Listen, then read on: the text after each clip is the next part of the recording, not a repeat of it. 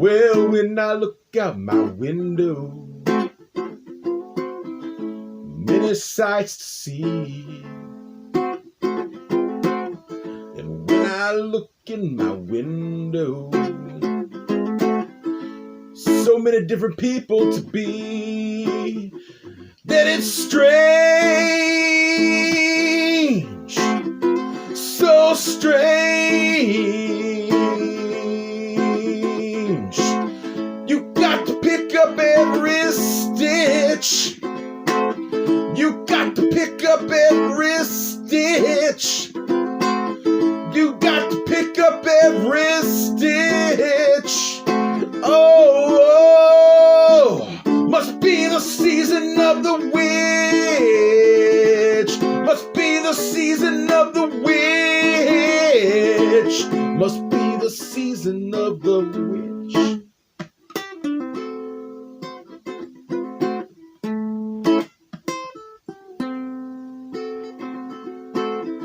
When I look over my shoulder, what do you think I see? Some other cat looking over his shoulder at me, and it's strange, oh so strange. You got to pick up every stitch. You got to pick up every stitch. Beatniks are out to make it rich. Oh, must be the season of the witch. Must be the season of the witch. Must be the season of the witch. Must be the season of the witch.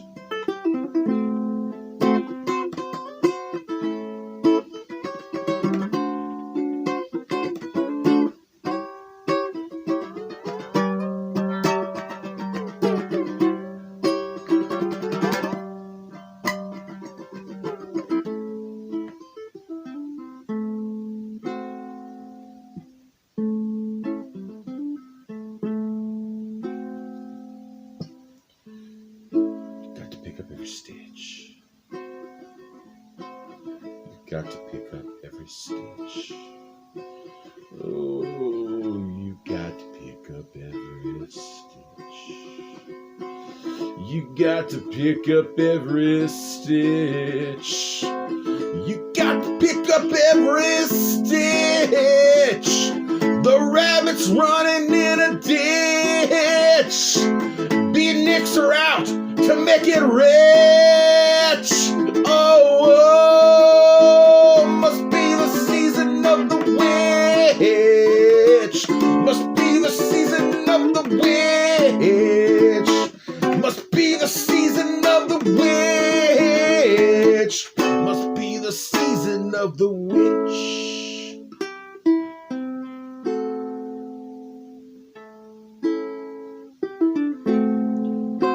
Where'd I go? Where'd I go? One more time. When I look out my window, many sights to see. When I look in my window, so many different people to be. Got to pick up every stitch. You got to pick up every stitch. You gotta pick up every stitch.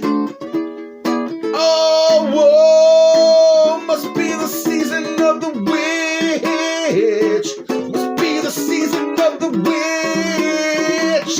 Must be the season of the witch. Must be the season of the witch. Where'd I go?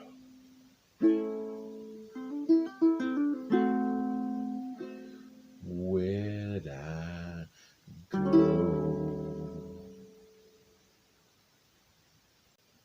Hello, boys and ghouls, and welcome to the final Halloween video from Four Strings and the Truth, the place where you go to for good ukulele playing, decent vocalizing, and, well, today, you're going to get a movie review, so I'm just going to put this aside.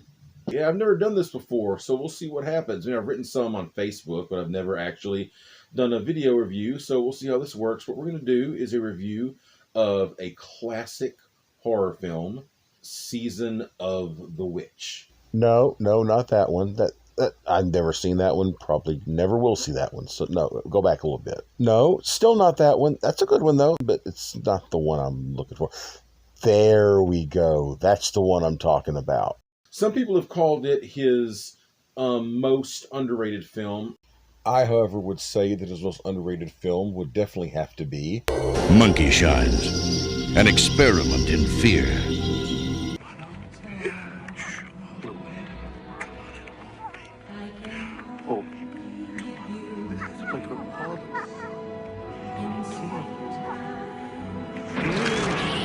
I mean, really, this is amazing. Who couldn't like this movie? Who in their right mind could not like this movie? I'm giving this movie, I'm affectionate about this movie, but I've got to give it thumbs down because it's just not disciplined in what it wants to do. Huh.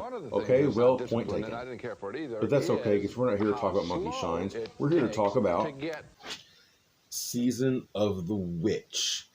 We're going to talk a little bit about the film. Then I'll talk about the format, some of the special features on the Blu-ray, where you can find it. But I want to start out by saying that it did come from this collection right here, is where I got it. It's called Between Night and Dawn, meaning Night of the Living Dead and Dawn of the Dead. I'm not going to talk much about this because it's gone out of print. I paid about $70 for that. Now you can't find it any cheaper than probably about $120. If you really want to get the special edition, if you want to get the slipcase, the booklet, then you can spend that much. But I'll tell you, I think the single disc you can find for about $18 or less.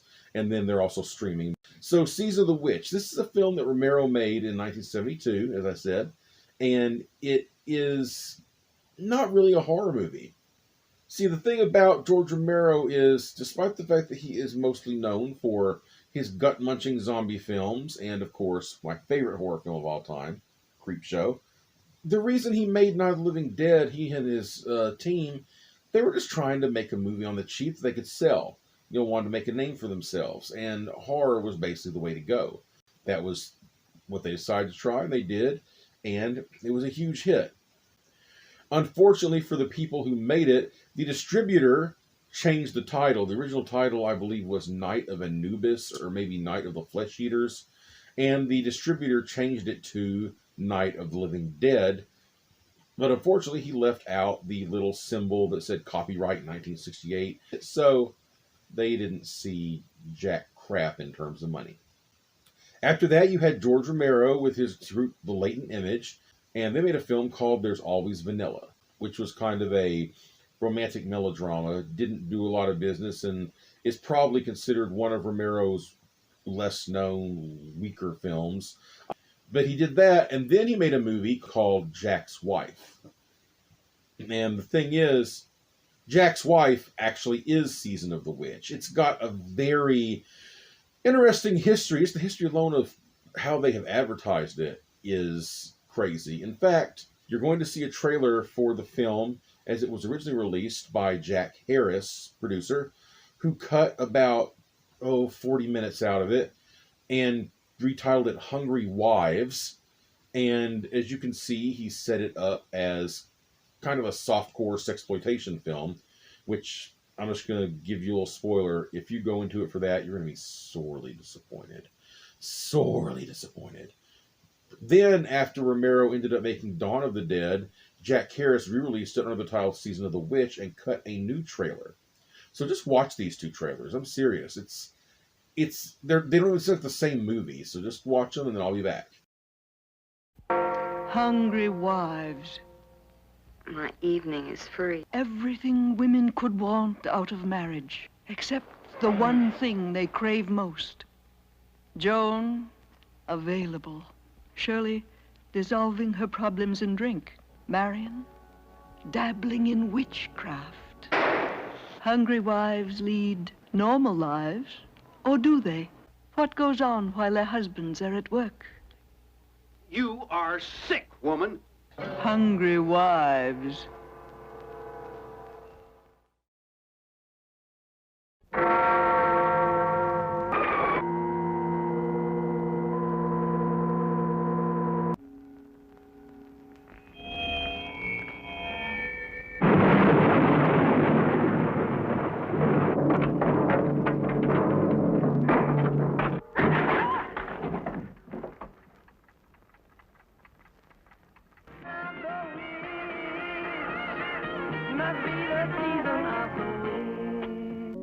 I don't know.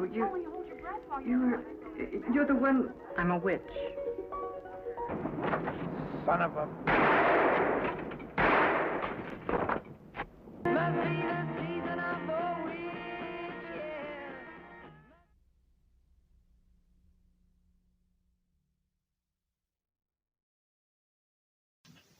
What did I tell you? Did you see that?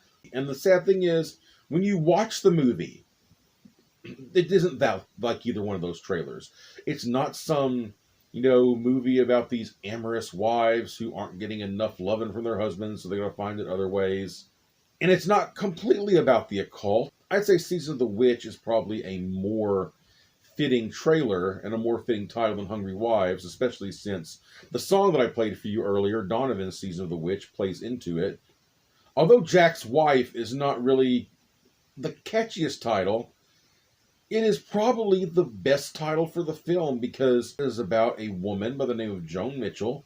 People call her Joni. You can't tell me George Romero didn't do that on purpose, really. Joni Mitchell, come on.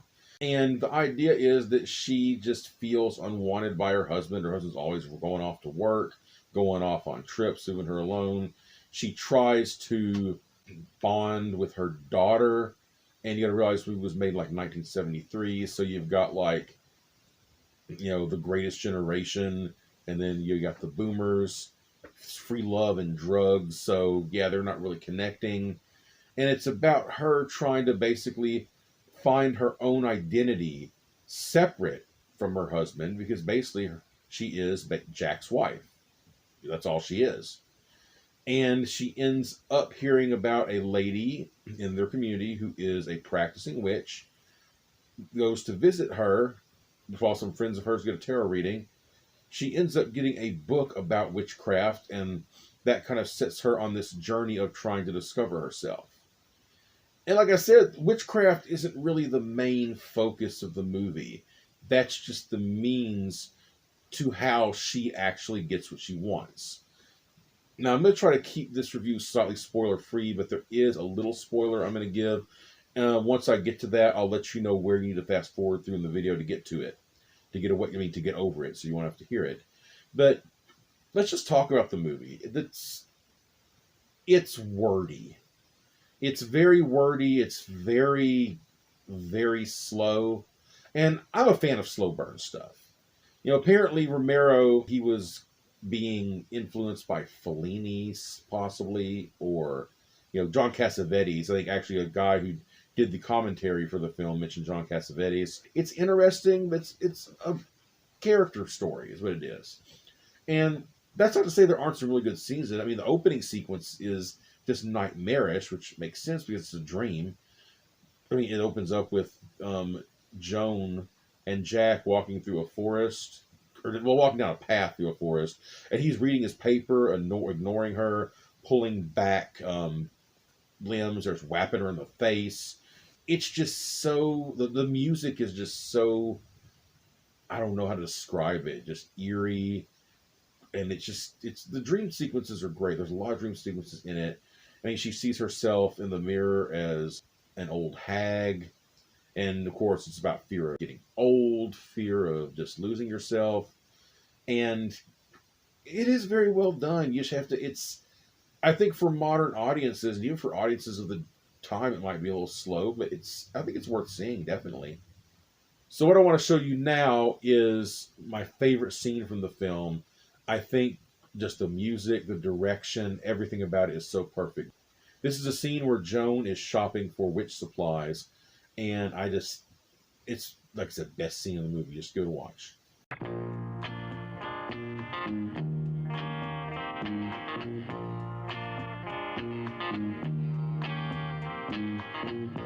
When I look out my window, many sights to see. And when I look in my window, so many different people to be, that it's strange, so strange. You got to pick up every stitch. You got to pick up every stitch. You got to pick up every stitch. Must be the season of the witch. Must be the season of the witch, yeah. Must be the season of the witch.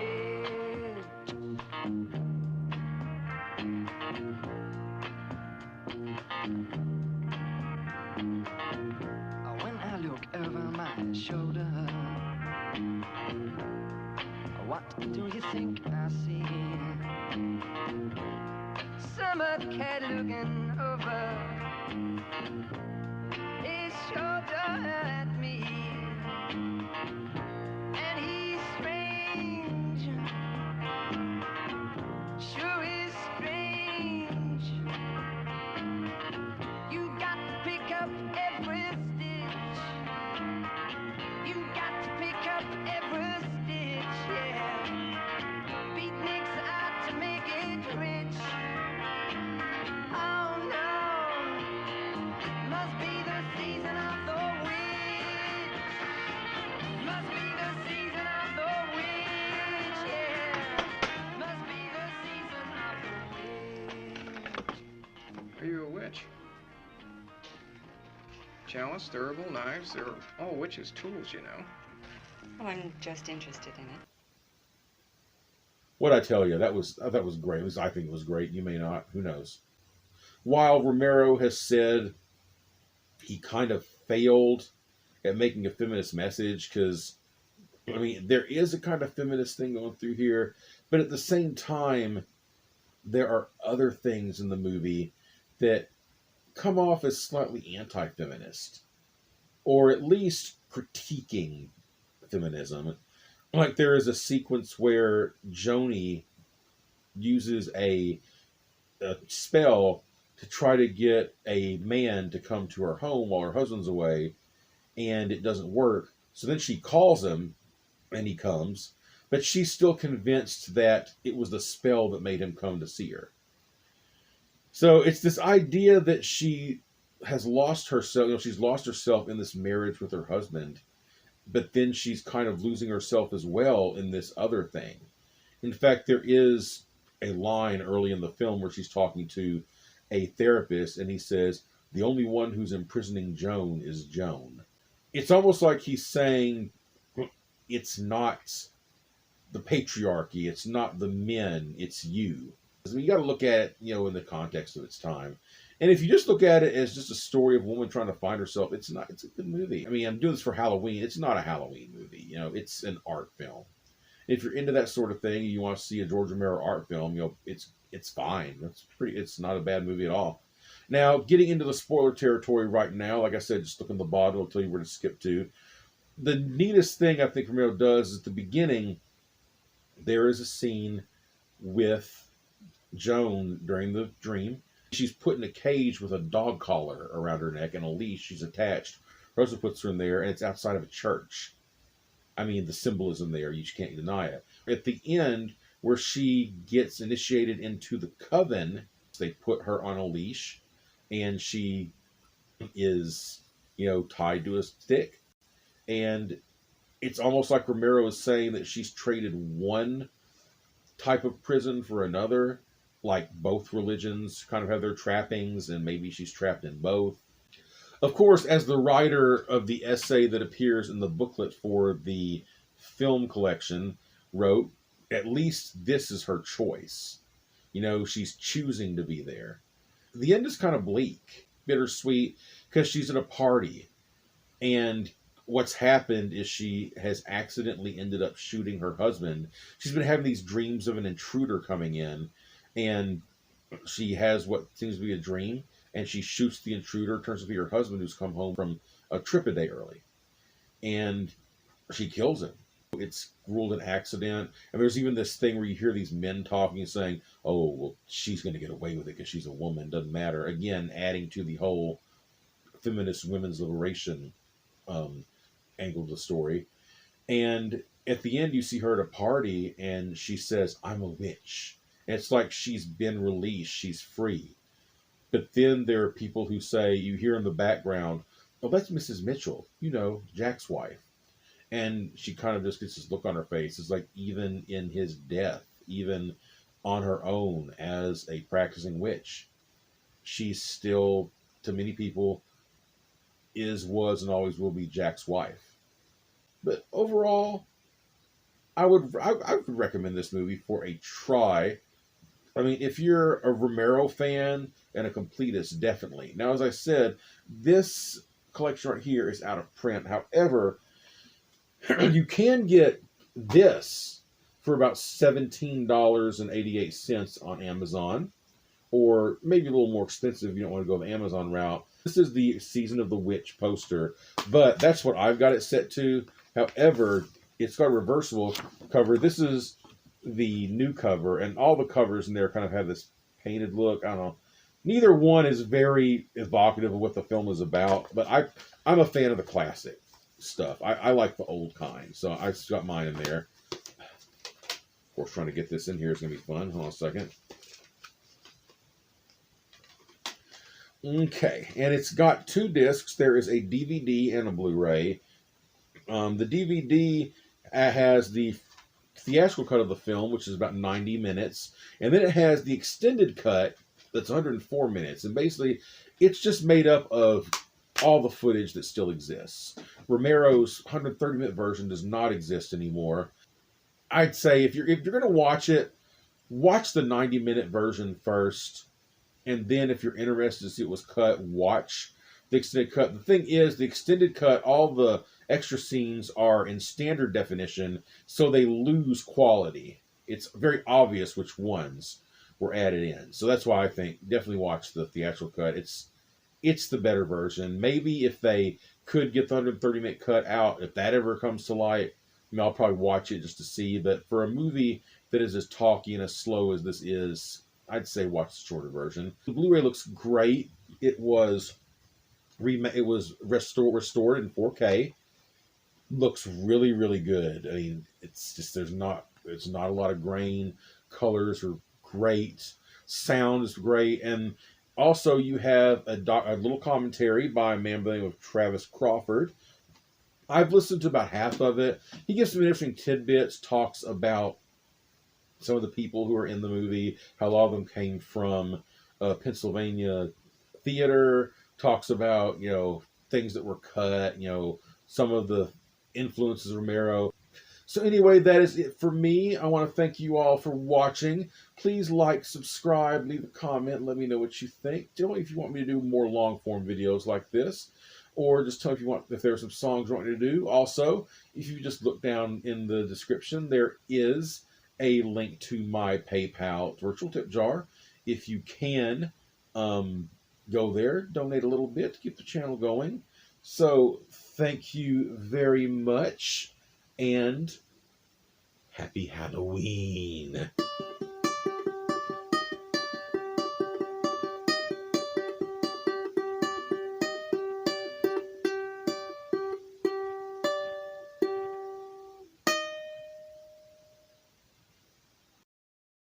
Thank you.